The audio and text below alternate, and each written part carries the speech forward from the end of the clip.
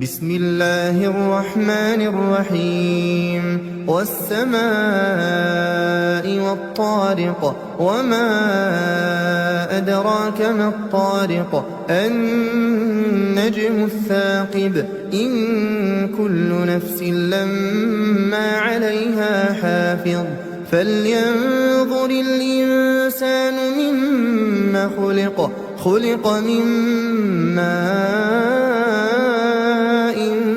دافق يخرج من بين الصلب والترائب إنه على رجعه لقادر. شروع اللہ کا نام لے کر جو بڑا مہربان نہایت رحم والا ہے.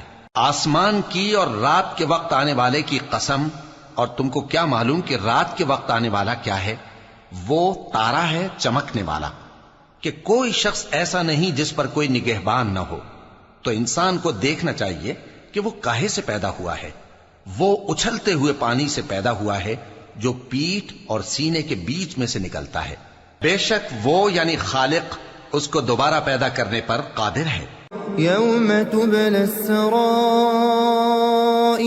فما له من قوة ولا ناصر. جس دن دلوں کے بھید جانچے جائیں گے تو انسان کی کچھ پیش نہ چل سکے گی اور نہ کوئی اس کا مددگار ہوگا. والسماء